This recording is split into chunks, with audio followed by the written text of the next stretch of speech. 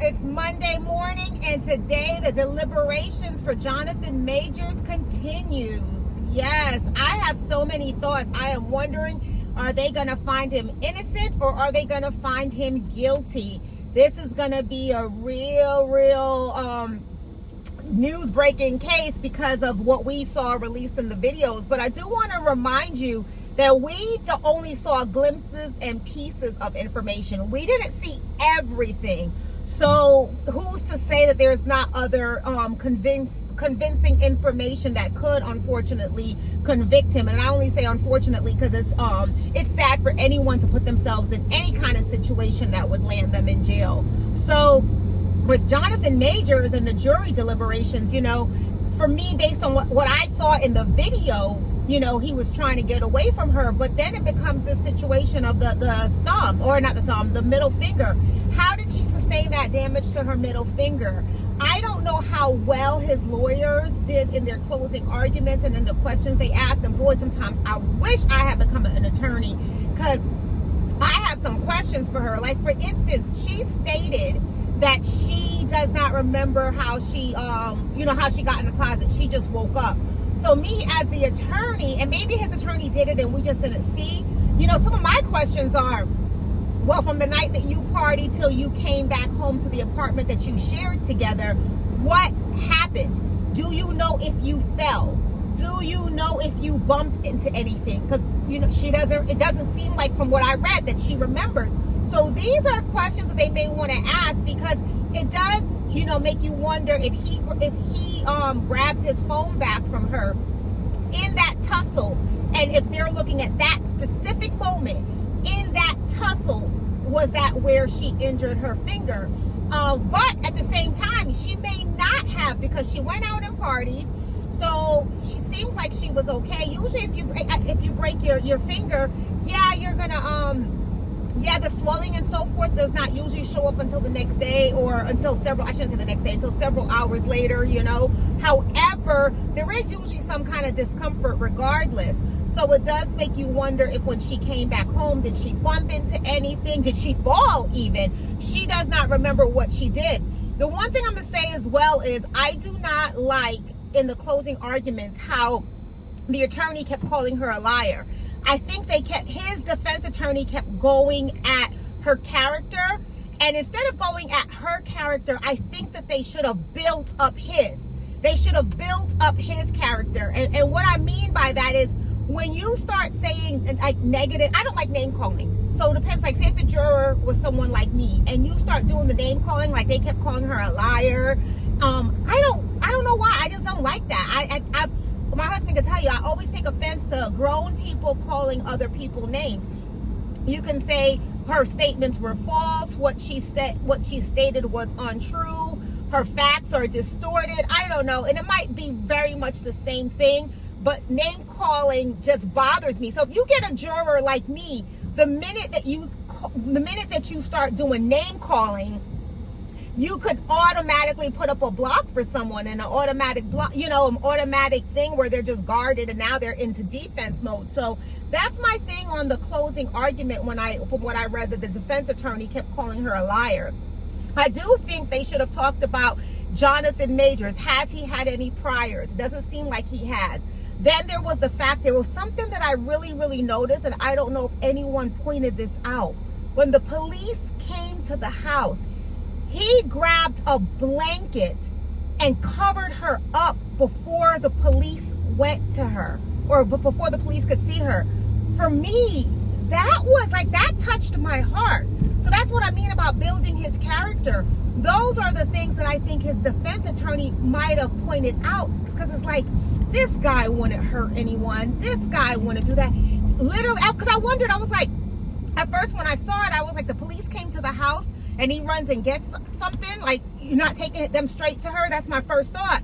But then as I watched the video from the police body cam, what actually happened is he grabbed a blanket, ran upstairs, he went in front of the police into the closet ahead of them, and he covered her up so that she would not be indecently exposed when the cops got into the closet with her.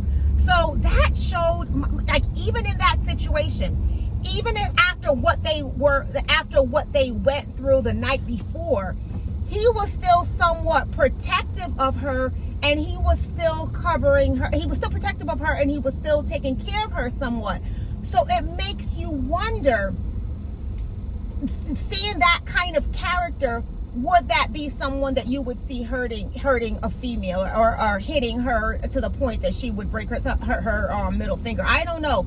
So I do think that his defense attorney may have wanted to touch on his character and what kind of person he is, to show that he would not do something like that. Because like I said, when I saw that, I had an immediate, like my heart kind of fluttered, and I was like, oh wow, he still looked out for her. So after everything that they went through the night before. Then my other question is, and I asked this before, when a woman, like, her statement said she took his phone and then he forcefully took it back. So I have a question. When she took his phone, what does she mean? Did she just take it? Did she just take it? And I'll just do regular motions. Took it. There you go. I took it. Or did you grab it? Let's be honest, because those words, those adjectives give you a description. So if she just took it, it's to imply she just took it calmly.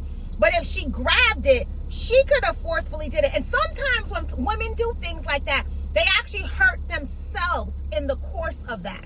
So did she grab it so hard from him, and him not realizing she was, because if he was looking at the message, he might have been zoned in, not really focused on anything, and had his guard down. So did she grab it and hurt herself? And it is possible that she hurt herself. You can see sometimes they have, like, even when a man is, or anyone, not just a man, is going after someone, sometimes they hurt themselves. Like if they're banging on the door trying to get in, you've seen people break glass trying to get to that other person, and then when their hand goes through the glass, they get cuts and so forth on themselves. So sometimes when you are that upset with someone and you're flailing and hitting them, you actually could hurt yourself in doing that. So then that becomes a question of, did she hurt herself?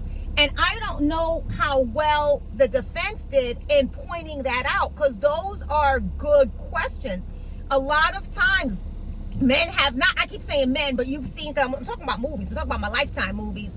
A man is pounding on the door, and when they're pounding on the door trying to get in, they break their fingers in that process, or somebody can punch through a wall, break their fingers that way. Someone breaks through a glass to try to get to somebody, like a glass window, because they're trying to break in.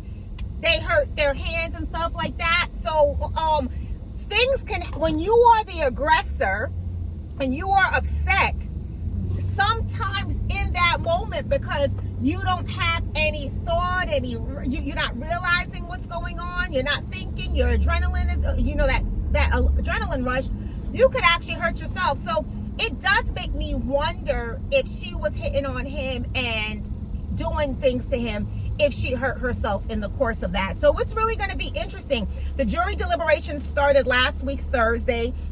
They went into Friday, unfortunately, and I thought it was going to come back Friday for sure. But from what I understand, it did not start until Friday afternoon, and it was late Thursday, Friday afternoon. So they've only been deliberating, according to the news at that time, for 3 hours. So today, jury deliberations resume, and I think they'll have a verdict today. If they don't, I'd be surprised. And I think that's because I'm going with the evidence that I saw, right? So I was privy to, and that's only what they've shared in the news. But there's other evidence that we all did not see. The fact remains, though, even if she were hitting him first, the question is, how did she get that fracture on her middle finger? How did that happen? And how did she get the cut behind her ear? She could have been taking off her clothes, and in the middle of that, because she was drunk and not realizing what she was doing, her earrings could have scratched the back of her ear. I mean, I have a cut on my thigh today, and I don't know how it got there. I must have been doing something yesterday when I was cleaning, and it happened. So cuts happen all the time. It was a superficial cut. It wasn't like it was a laceration, and she needed sutures or anything like that. It was a superficial scratch is what it seemed like. So it's going to be interesting to see how the jury finds him today. And and just wishing for the best and hoping that they take all the evidence that they were presented with and come out with a verdict that is correct. All right, guys, stay tuned.